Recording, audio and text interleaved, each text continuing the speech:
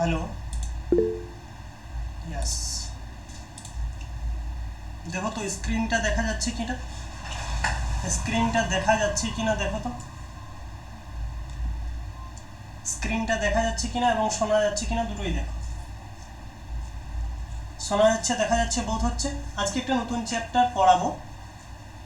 হ্যাঁ, আজ একটা নতুন চ্যাপ্টার পড়াবো যেটার নাম হচ্ছে স্লিপ ইন দ্য ভ্যালি, আমাদের সেকেন্ড চ্যাপ্টার। আমাদের কবিতার মধ্যে আমাদের প্রথম যে কবিতাটা পড়িয়েছিলাম সেই কবিতাটা হচ্ছে অন কিলিং এ ট্রি। এটা প্রায় কমপ্লিট হয়ে গেছে। এর পরের দিন আমি সেই কবিতাটা থেকে গ্রামাটিক্যাল যে পোর্শনগুলো রয়েছে, টেক্সচুয়াল গ্রামারগুলো, সেই টেক্সচুয়াল গ্রামারগুলো কিন্তু আলোচনা করব এর নেক্সট দিন। ঠিক আছে, আগের কবিতাটা থেকে নেক্সট দিন টেক্সচুয়াল গ্রামারটা পুরোপুরিভাবে আমি আলোচনা করব। যে গ্রামার পোর্শনগুলো লেখাবো ওর বাইরে প্রশ্ন আসবে না, কোয়েশ্চেন হবে না পরীক্ষাতে। ঠিক আছে, ওগুলোর মধ্যেই পড়বে। তো আমি আরেকটা কথা বলি, বাড়িতে সবাই সবাই দেখেছো তো আগের টেক্সটটা সবাই দেখেছো বাড়ি থেকে যেগুলো লিখিয়েছি? Yes or no? Krishna Kishore, Arka, দেখো স্টাডি করছো মানে এই নয় যে স্টাডি করছো করেই যাচ্ছ কোনো ফল হচ্ছে না। বাড়িতে যদি না পড়াশোনা করো, আমি বারবার বলছি, এর রেসপন্সিবিলিটি আমার নয়। ঠিক আছে, বাড়িতে যদি না পড়াশোনা করো তোমরা, এর রেসপন্সিবিলিটি কিন্তু আমি নিতে পারবো না। ওকে, দেখো, দেখতে পাচ্ছ স্ক্রিনটা? আরেকবার ক্লিয়ার করে দাও, তারপরে আমি শুরু করছি। দেখতে পাচ্ছ স্ক্রিনটা?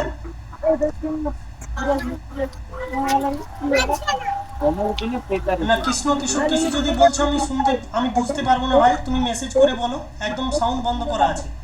নো, স্ক্রিনটা দেখা যাচ্ছে না। আচ্ছা, ওয়েট করো, আমি আরেকবার স্ক্রিনটা প্রেজেন্ট করছি।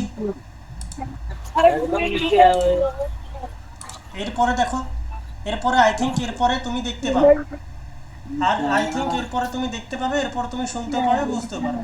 ঠিক আছে, দেখো, আমরা আজকে যে চ্যাপ্টারটা পড়বো, কৃষ্ণ কিশোর বললে বুঝতে পারবো না ভাই।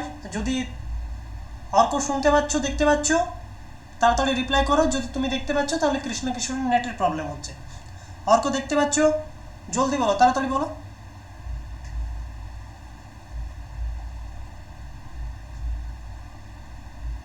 ওকে কৃষ্ণ কিশোর, তাহলে তোমার নেটওয়ার্কের প্রবলেম ভাই। অর্ক দেখতে পাচ্ছে, শুনতে পাচ্ছে, তুমি একটু তুমি আবার রিমুভ হয়ে আবার নতুন করে জয়েন করো, দেখো হয়ে যাবে। ওকে, দেখো, আমরা আজকে যে টেক্সটটা পড়াবো সেটা হচ্ছে অ্যাজলিপ in the valley. অ্যাজলিপ in the valley, এটা কার লেখা? এটা হচ্ছে আর্থার রিম্বাউন্ডের লেখা। ইনি একজন কে ছিলেন? ইনি একজন ফ্রেঞ্চ পোয়েম, এটা একটা ফ্রেঞ্চ কবিতা। ঠিক আছে, ইনি একজন ইনি একজন কবি ছিলেন। আমরা এক মিনিট, এই তো জয়েন করেছে। এরপরে দেখতে পাচ্ছ কৃষ্ণ কিশোর? আচ্ছা, দেখো, তোমার নেটওয়ার্কেরই প্রবলেম ছিল ভাই। হ্যাঁ, দেখো, মনে রাখবে এই যে কবিতাটা, এই কবিতাটা হচ্ছে একটা ফ্রেঞ্চ পোয়েম। ঠিক আছে, এটা মূলত 19th সেঞ্চুরিতে লেখা হয়েছে। দেখো, কবি পরিচিতটাই লেখা আছে ভালো করে। Arthur Rimbaud was a French poem from the 19th century. He started writing poetry even before the reached his teens. He stopped writing poetry to the age of 19. His major works included To the Music, Evening Prayer, the present poem, originally titled Le Demeurant Leven, দেখো, was included in his collection of poetry called Poesis, 1872. The poem has 14 lines where the poet explores the inherited futility of war. This theme is expressed in the contrasting image of এটা of করো, সাউন্ডটা ঠিক আছে না, image of bountiful in nature as backgrounded and the tragic death of a young soldier in the midst of the nature's splendor. আমি reading thoroughly টেক্সটটা, কবি পরিচিতটা বলে গেলাম। এরপর তোমরাকে বোঝাচ্ছি। মনে রাখবে এখান থেকে বেশি কিছু বোঝার দরকার নেই। বেশ কিছু জিনিস আছে যেগুলোতে তোমরা হাইলাইট করো। হাইলাইটার যদি কিনেছো, হাইলাইট করো বইটা থেকে। দেখো, এটা হচ্ছে 19th সেঞ্চুরির। স্যার মাইকটা অন করতে পারি না? মাইক অন করলে আমি শুনতে পাবো না। এবার তুমি যদি অন করে বলো, তুমি তাহলে সাউন্ডটা ইকো হবে। যে রেকর্ডটা হচ্ছে, রেকর্ডে কিন্তু ডবল করে শোনাবে। তুমি মেসেজ করে বলতে পারো। ঠিক আছে, অথবা তুমি ক্লাসের শেষে মাইক অন করে, আমি বলবো ক্লাসটা যখন শেষ করব তখন মাইক অন করে দেবো, তখন তুমি বলবে। ওকে, চলো দেখো এখন শুনে যাও। মূলত মনে রাখবে এই কবিতাটা একটা 19th সেঞ্চুরির একটা পয়েম, ঠিক আছে। আর এখান থেকে এটা একটা হাইলাইটেড করো, পেজ দেখা যাচ্ছে না? অর্ক দেখতে পাচ্ছ পেজটা? অর্ক দেখতে পাচ্ছ পেজটা?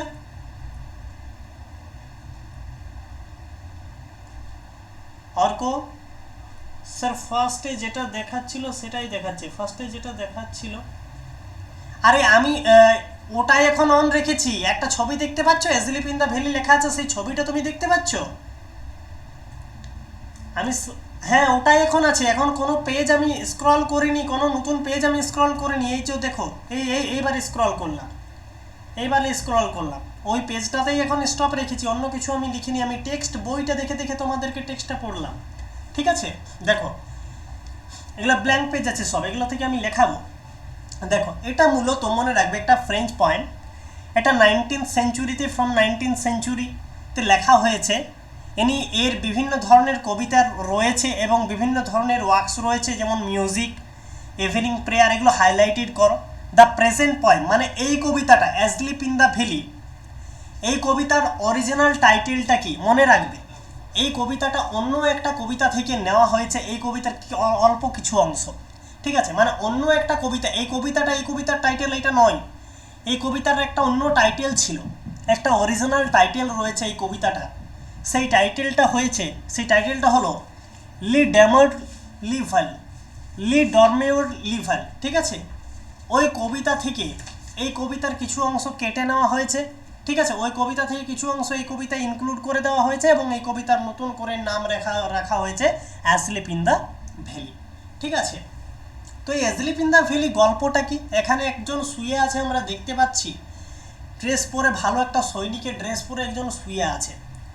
তো কীরকম মনে রাখবে, ফ্রেঞ্চদের, ব্রিটিশদের সৈনিক এইরকম টাইপের আগে ছিল, এখন যেমন খাকি ড্রেস এইরকম নেন, ঠিক আছে, তখন ড্রেসগুলো এইরকম ধরনের একটা ছিল। তো এখানে আমরা দেখতে পাচ্ছি যে একটা সৈন্য ঘাসের উপরে শুয়ে রয়েছে, তার বুকের উপরে একটা লাল ক্ষত রয়েছে, লাল বুকের উপর একটা বুলেটের চিহ্ন রয়েছে। সেটা কি, সেটা কেন হলো বা কিভাবে হলো, আমরা সেটা পড়ব। সাইলেন্ট কর ফোনটা, সাইলেন্ট কর। হ্যাঁ, সেটা আমরা পড়বো কিভাবে হলো, কেন হলো, ঠিক আছে। মনে রাখবে আজকে আমি শুধুমাত্র এর সাবস্টেন্সটা পড়ব, যে আমরা এটা, জাস্ট এ মিনিট,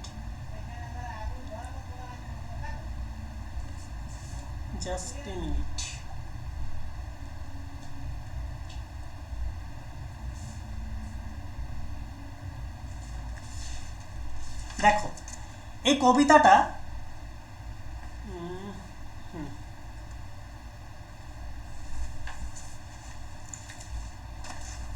ওটা আছে না, বারো মোবাইলটা ছিল, আচ্ছা ঠিক আছে। দেখো এই কবিতাটা একটা ওয়ার পয়েম, ঠিক আছে।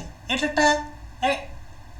একটা যুদ্ধের কবিতা, মানে একটা যুদ্ধকে কেন্দ্র করে এই কবিতাটা কিন্তু লেখা হয়েছে। এই কবিতাটা কোথা থেকে নেওয়া হয়েছে মনে রাখবে, this poem has 14 lines where the poet explores the inherent futility of war. এটা একটা যুদ্ধের কবিতা। এই কবিতাটা 14 লাইনের একটা কবিতা। এই কবিতাটা একটা 14 লাইনের কবিতা। এই কবিতার মধ্যে অনেক কিছু জিনিস আমরা পাবো। যদি বলা হয় এই কবিতাটা কেমন ধরনের পোয়েম, এই কবিতাটা মনে রাখবে একটা ওয়ার পোয়েম, এর সাথে অ্যান্টি ওয়ার অ্যাটিটিউডটা কিন্তু বর্তমান রয়েছে। মনে রাখবে অ্যান্টি ওয়ার অ্যাটিটিউড কিন্তু এই কবিতাটার সাথে কিন্তু প্রেজেন্ট রয়েছে, অ্যান্টি ওয়ার একটা অ্যাটিটিউড রয়েছে এই কবিতাটার সাথে প্রেজেন্ট, ওকে। আর এটা একটা ওয়ার পোয়েম, এটা একটা যুদ্ধের কবিতা, ঠিক আছে। যেগুলো বোঝাচ্ছি শুধু বুঝে রাখো, যখন আমরা এমসিকিউগুলো লেখাবো আমি সব কিছু খুব ডিটেলসে কিন্তু আমি এটা লিখিয়ে দেবো, ঠিক আছে। তাহলে যদি লেখার আছে একটু লিখে নাও, দেখো আমি লিখে দিচ্ছি। এটা মনে রাখবে এটা একটা ওয়ার পয়েম, ঠিক আছে। এটা একটা ওয়ার পয়েম, এটা একটা ওয়ার পয়েম। জাস্ট আমি রিসার্চ করি। 950 রিচার্জ করি। এটা একটা ওয়ার পয়েম। হ্যাঁ, আর আরেকটা আমরা দেখব যে এটার যে অ্যাটিটিউডটা রয়েছে, এটা লেখো war poem with an anti anti war attitude, with an anti-war attitude, with an anti-war attitude, ATTITUDE, with an anti-war attitude। ঠিক আছে, এটা অ্যান্টি-ওয়ার অ্যাটিটিউড এই কবিতাটার মধ্যে একটা আমরা লক্ষ্য করব। যদি বলা হয় থিমটা কি, যদি এটা বলে যে কোন টাইপের পয়েম, এটা যদি বলে কোন টাইপের পয়েম, তাহলে আমরা এটা উত্তর লিখব। এটা যদি বলে টাইপটা কি, এটার টাইপটা কি, কোন টাইপের কবিতা, এটা মনে রাখবে এটা একটা ওয়ার পয়েম, এটা অ্যান্টি ওয়ার অ্যাটিটিউড এই কবিতাটার মূল বৈশিষ্ট্য। আরেকটা আমরা কি দেখব, এটা থিমটা কি, THEME, থিমটা কি, এই কবিতার থিমটা কি রয়েছে। প্রচুর মানে মেঘের অবস্থা খুব খারাপ, আজকের ক্লাসটা পুরোপুরি কমপ্লিট নাও হতে পারে, বুঝলে। এটা যদি বলে থিমটা কি, তাহলে মনে রাখবে, যাই হোক লেখো, এটার থিমটা হচ্ছে the theme of the poem, লেখো the theme of the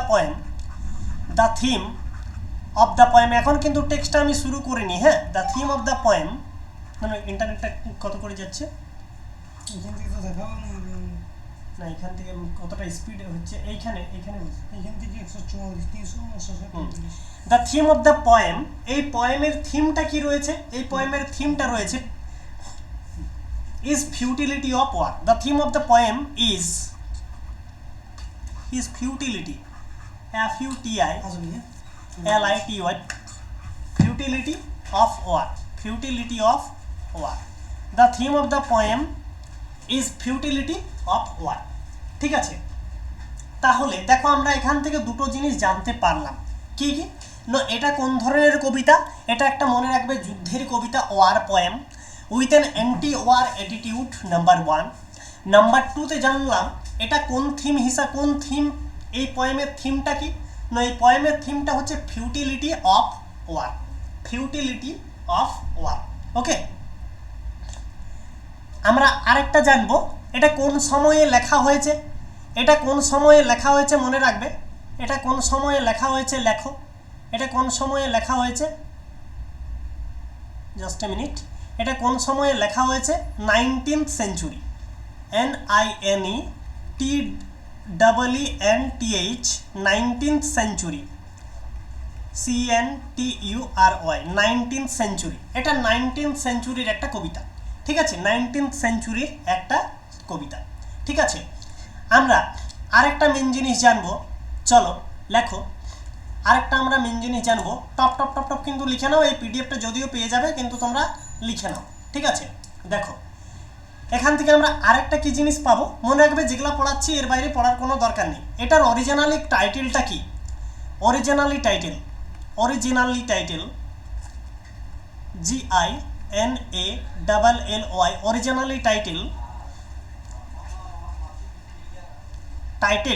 originally টাইটেলটা কি হচ্ছে মনে রাখবে, লেখো লে ডারমিউর DORMEUR, লে ডারমিউর। তোমরা কেউ কিছু বলছো কি, এক মিনিট। ওকে, লে ডারমিউর লেভাল, LE ছোট হাতের লে ভাল। পরীক্ষাতে তোমরা যেমন আছে হুবহু সেই রকমই লিখবে, পরীক্ষাতে তোমরা যেরকম আছে হুবহু সেই রকমই লিখবে, কোনো ছোট হাতের বড় হাতের হিসাবে লিখবে না, যেটা আমি লিখে দিচ্ছি সেইটাই লিখবে। ঠিক আছে, একদম হুবহু সেটা লিখবে। ঠিক আছে, এটার অরিজিনালি টাইটেল হচ্ছে লে ডরমিউর লেভাল। ওকে, আরেকটা জিনিস আমরা মনে রাখবো যে এই কবিতাটা যেখান থেকে নেওয়া হয়েছে, যেখান থেকে এক্সট্রাক্টেড করা হয়েছে, যেখান থেকে কালেকশন করা হয়েছে, সেইখানের জিনিসটাকে কোন জায়গা থেকে কালেকশন করা হয়েছে মনে রাখবে। এই কবিতাটা কোথা থেকে নেওয়া হয়েছে সেটা মনে রাখবে। দেখো এই কবিতাটা কোথা থেকে নেওয়া হয়েছে মনে রাখবে, লেখো was included CLUDED was included in his collection তার লেখা collection in his collection of poetry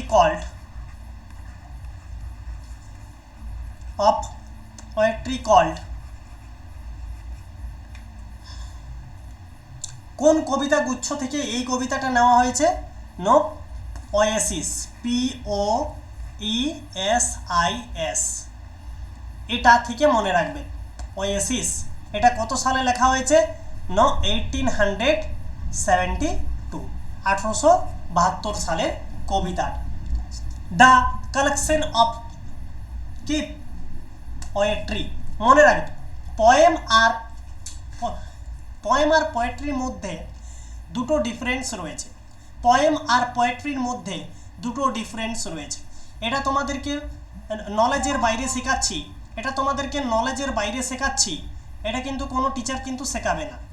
POETRY, কাকে আমরা বলবো পোয়েম, কাকে বলবো পোয়েট্রি, মনে রাখবে পোয়েম আর পোয়েট্রির মধ্যে একটা বেসিক ডিফারেন্স রয়েছে। পোয়েম আর পোয়েট্রির মধ্যে একটা বেসিক ডিফারেন্স রয়েছে কি? আমরা যখন একটা কবিতা পড়ব তখন তাকে আমরা বলবো পোয়েম। যেমন asleep in the valley, asleep, ASLEEP, asleep in the valley. আমরা যখন একটা কবিতা পড়ব তখন আমি একে বলবো কি? একে বলবো পোয়েম। একে বলবো পোয়েম। কিন্তু মনে রাখবে যখন অনেকগুলো কবিতার একসাথে গুচ্ছ থাকবে, মানে একটা বইয়ে ধরো অনেকগুলো কবিতা রয়েছে, একটা বইয়ে অনেকগুলো কবিতাকে একসাথে দ্য সিরিজ অফ পোয়েম আমরা লিখতে পারি। দ্য সিরিজ অফ পোয়েম মানে কবিতা গুচ্ছকে আমরা বলি পোয়েট্রি। পোয়েম ইজ কল্ড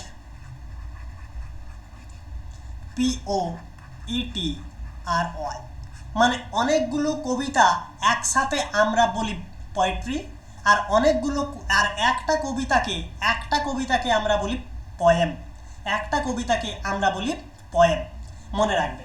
তোমরা এখানে বলবে স্যার সিরিজ অফ পোয়েম বলছে, কালেকশন অফ পোয়েট্রি বলছে, পোয়েম হলো না কেন?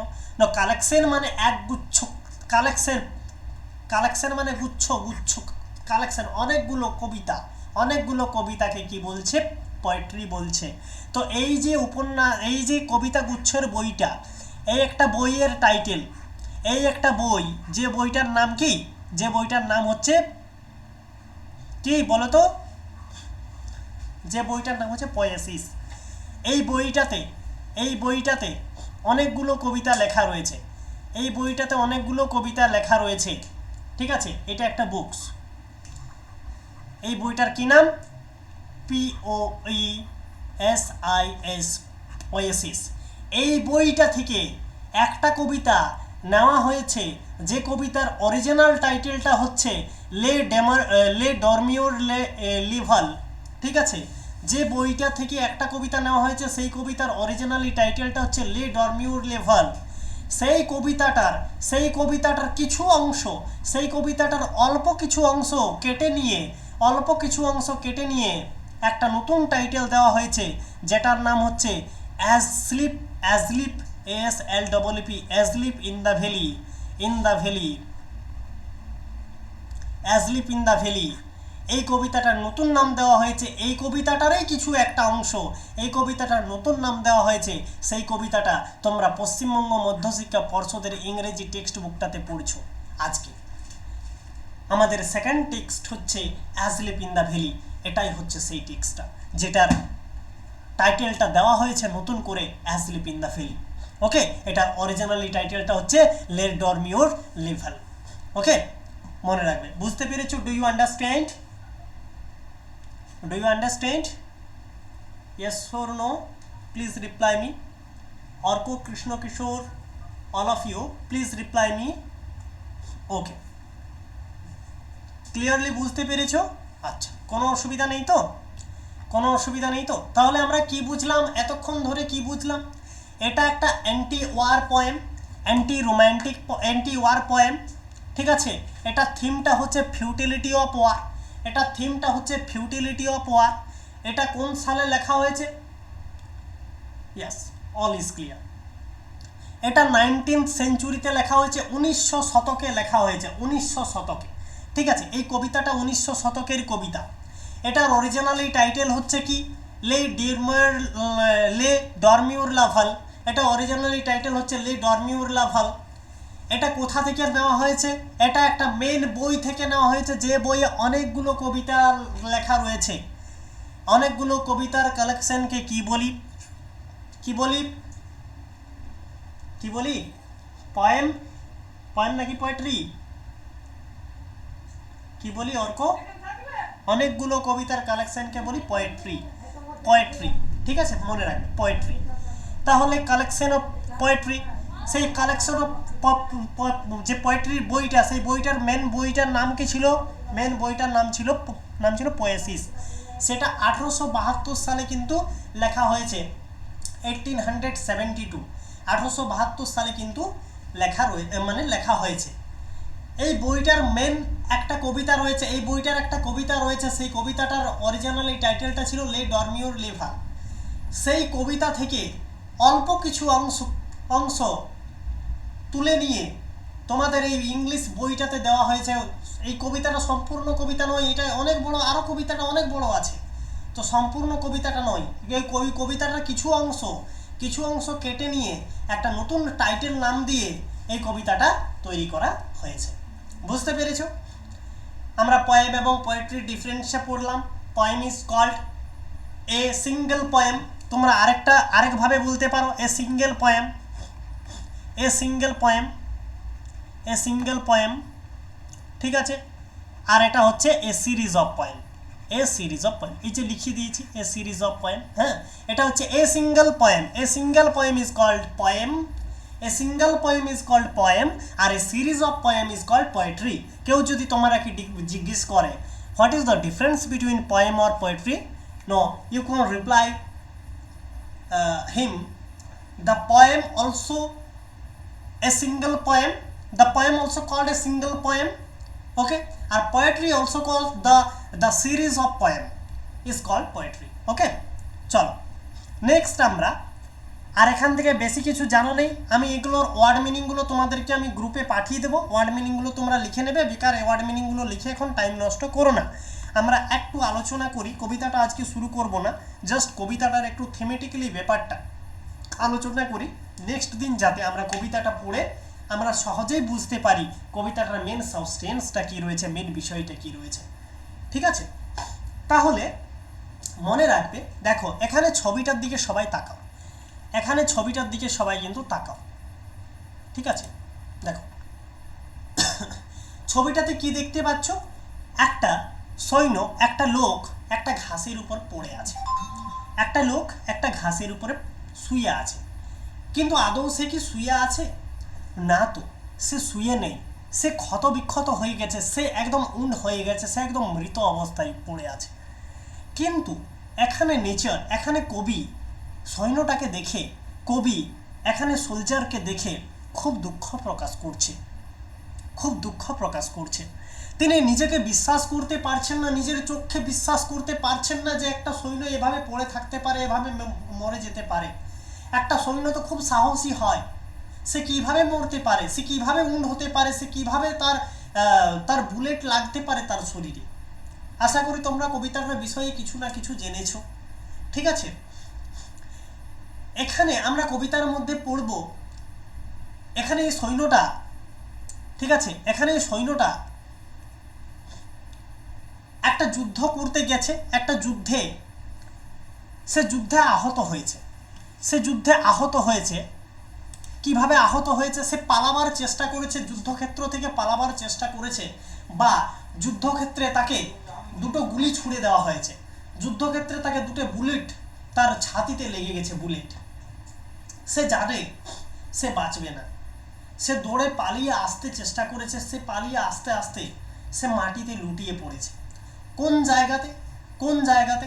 মনে রাখবে, সে যেখানে লুটিয়ে পড়েছে তার পাশ দিয়ে একটা রিভার ফ্লোস হয়েছে, একটা নদী বয়ে চলে গেছে, একটা নদী বয়ে চলে গেছে। ঠিক আছে, নদীটা বইছে।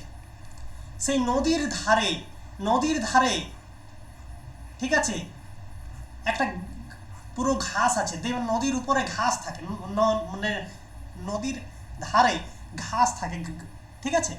সেই নদীর ধারে আস্তে আস্তে সেই ঘাসের উপরে সে আর সহ্য করতে পারছে না ব্যথাটা, এবারে তার একদম করুণ অবস্থা, একদম শেষ অবস্থা, সে লুটিয়ে পড়েছে, সে লুটিয়ে পড়েছে। কবি দেখে তার চোখে জল এসে গেছে। কবি লক্ষ্য করেছে একটা সৈন্য এভাবে মাটিতে লুটিয়ে পড়ে গেল, ঠিক আছে। সেই সৈন্যটা যেভাবে পড়ে আছে তার আশেপাশে চারিদিকের, কবি এখানে বর্ণনা দিয়েছেন চারিদিকের কীরকম একটা থমথমে পরিবেশ, কীরকম একটা পরিবেশ সৃষ্টি হয়েছে। দেখো কীরকম পরিবেশ, আমরা কবিতার ফার্স্ট লাইনে পড়ব, a small green valley where a slow stream flows. Try to understand which I am telling to you. A small green valley, here the poet says about the nature,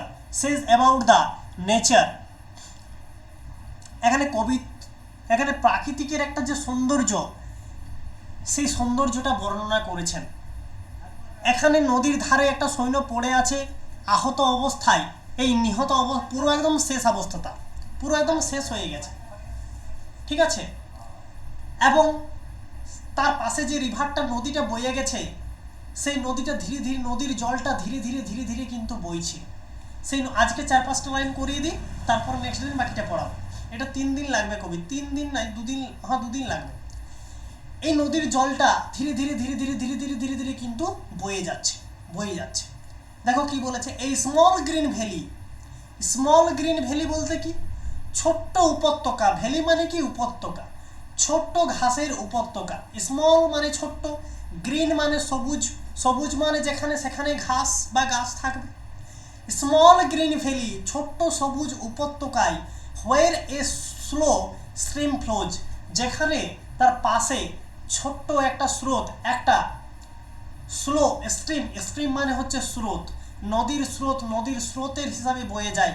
নদীটা ধীরে ধীরে বয়ে চলছে, নদীর জলটা স্পিডে বইছে না, ধীরে ধীরে বয়ে চলছে, কলকল আওয়াজ করছে, ঠিক আছে। And leaves long strands of silver on the bright. দেখো এই যে উপত্যকাটা কিরকম হচ্ছে, জাস্ট আমি একটু ওয়েট করো, হ্যাঁ একটু ওয়েট করো।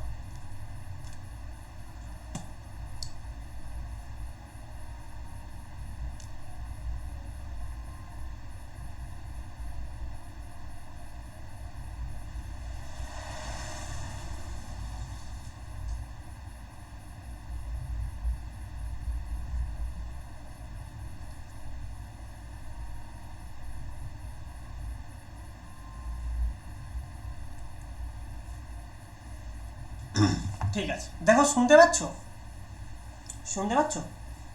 জল খাচ্ছিলাম একটু, হ্যাঁ শুনতে পাচ্ছ। দেখো কি বলেছে, বলছে and leaves long strands of silver on the bright.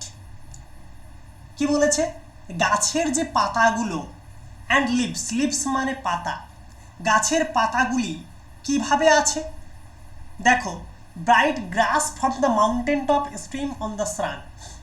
দেখো ওটা পড়ছি না, and leaves long strands of silver on the bright. গাছের যে পাতাগুলো, এখানে গাছ তো রয়েছে, এখানে তো বিভিন্ন টাইপের গাছ রয়েছে না, এই হ্যাঁ এখানে বিভিন্ন টাইপের গাছ রয়েছে। ধরো এখানে একটা গাছ রয়েছে, মেঘের ডাক গুরু শব্দ শোনাচ্ছে। এখানে গাছের যে পাতাগুলো, সেই পাতাগুলো নিচে পড়ে আছে, হ্যাঁ গাছের পাতাগুলো কিন্তু নিচে পড়ে আছে, সাদাটা নিচে, গাছের পাতাগুলো কিন্তু নিচে পড়ে আছে, ঠিক আছে। এবং গাছের পাতাগুলো কীরকম হয়ে গেছে, গাছের পাতাগুলো শুকিয়ে রয়েছে, গাছের যে কিছু পাতা নিচে পড়ে আছে, সেই পাতাগুলো কি রয়েছে, সেই পাতাগুলো শুকিয়ে গেছে, ঠিক আছে। তাহলে কি বললাম, একটা ছোট্ট স্রোত বয়ে চলছে, সেই ছোট্ট উপত্যকার নিচে, ঠিক আছে, সেই উপত্যকার পাশে। And leaves long strands of silver on the bright, এবং গাছের পাতাগুলো লম্বালম্বিভাবে পড়ে আছে, সেগুলো কি বর্ণের হয়ে আছে? সিলভার অন দ্য ব্রাইট, মানে কি রূপালী বর্ণের। এখানে রূপালী বর্ণের মানে কি, দেখবে গাছের পাতা যদি শুকিয়ে যায় তার বর্ণটা কি হয়ে যায়? তার বর্ণটা হয়ে যায় রূপালী, রূপলি বর্ণ হয়ে যায়, তার বর্ণটা হয়ে যায় রূপলি বর্ণ। সেই গাছের পাতাগুলো রূপলি বর্ণ হয়ে রয়েছে। তারপরে বলছে grass from the mountain top stream the suns, পর্বতের শীর্ষস্থানে গ্রাস মাউন্টেন, তোমরা টেক্সটটা দেখছো তো? টেক্সটটা দেখবে, আমার কাছে টেক্সটটা রয়েছে কিন্তু টেক্সটের পিডিএফটা নেই। Grass mountain, grass from the mountain top stream the suns. এবার grass from the mountain top stream the suns, দেখো সেই সামনে কিন্তু পাহাড় আছে, বুঝতে পেরেছো? সামনে কিন্তু পাহাড় আছে। দেখো আমি ছবিটা আঁকছি, এইটা ধরো নদীটা বয়ে চলছে, এই লেখাচ্ছে না কেন? আচ্ছা সাদা লেখাচ্ছে, ভুলেই গেছিলাম যে সাদা নিয়েছি বলে। দেখো সামনে একটা নদী বয়ে চলেছে, ঠিক আছে, এই রকম। এখানে উপত্যকায় একটা মানুষ শুয়ে আছে।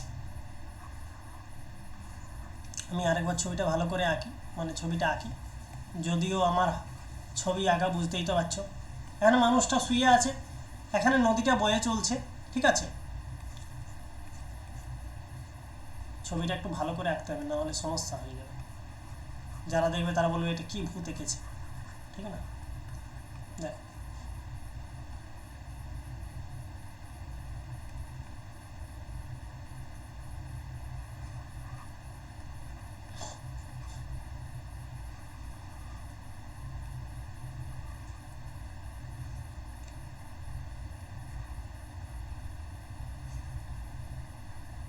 ঠিক আছে,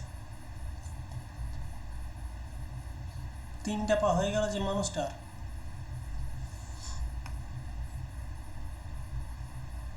ঠিক আছে, দেখো ইনি শুয়ে আছেন, এই মানুষটা শুয়ে আছে, পাশে একটা গাছ আছে, বা যাই হোক একটা গাছের বর্ণনা আছে। সেই গাছের পাতাগুলো রূপলি বর্ণ হয়ে নিচে পড়ে রয়েছে, সেই গাছের পাতাগুলো রূপলি বর্ণ হয়ে নিচে পড়ে রয়েছে, এবং নদীর স্রোত কিন্তু ধীরে ধীরে ধীরে ধীরে বইছে, এবং এই সোলজার এখানে শুয়ে আছে, ঠিক আছে। এই আজকে ম্যাথের অবস্থা কিন্তু খুব একটা ভালো নয়, প্রচুর অসুবিধা রয়েছে, এখন কম্পিউটারে ক্লাস করা অসুবিধা। আচ্ছা আজকে এই পর্যন্তই থাক, আমি আরেকটা লাইন করিয়ে দিই, হ্যাঁ ঠিক আছে। আরেকটা জিনিস কি, এই পাশে একটা পাহাড় আছে, পাশে একটা পাহাড় আছে, এই পাহাড় থেকে কি হচ্ছে, এই পাহাড় থেকে সূর্যের আলো, এই পাহাড় থেকে সূর্যের আলো, সূর্যরশ্মি কিন্তু দেখো এই পাহাড় থেকে সূর্যরশ্মি কিন্তু ধীরে ধীরে ধীরে ধীরে তার শরীরে নামছে, তার কিন্তু এখানে আসছে সূর্যরশ্মিটা, ঠিক আছে। এই পাহাড় থেকে সূর্যরশ্মি ধীরে ধীরে ধীরে ধীরে সেই সৈন্যটাকে আলোকিত করছে, ঠিক আছে। এই পাহাড় থেকে সূর্যরশ্মি ধীরে ধীরে ধীরে ধীরে সৈন্যটাকে আলোকিত করছে। Rays they fill the hollow full of light, rays the fill the full hollow full of light, sun's rays এতদূর পর্যন্ত, they fill the hollow full of light, এগুলি পরিপূর্ণ করে তুলছে ভ্যালির ফাঁকা স্থানটিকে আলো দিয়ে। দেখো এই সূর্যের আলোটা আসার পর কি হচ্ছে, সূর্যের আলোটা আসার পরে ভ্যালির যে জায়গাগুলোতে আলো পড়ছে না, সেই আলোর সেই জায়গাগুলোতে পুরোপুরি এখন আলোকিত। রাত্রেবেলা সৈন্যটা শুয়েছিল, রাত্রেবেলা যুদ্ধক্ষেত্র থেকে পালিয়ে এসেছে, রাত্রেবেলা সেখানে ভ্যালিতে একদম শুয়ে রয়েছে, ভ্যালিতে ডেড অবস্থায় রয়েছে, সে মৃত অবস্থায় রয়েছে ভ্যালিতে শুয়ে। সকালবেলা যখন হয়েছে তখন সেই দৃশ্যটা কবি দেখেছেন, যে একটা সৈন্য একটা ভ্যালিতে শুয়ে রয়েছে মৃত অবস্থায়।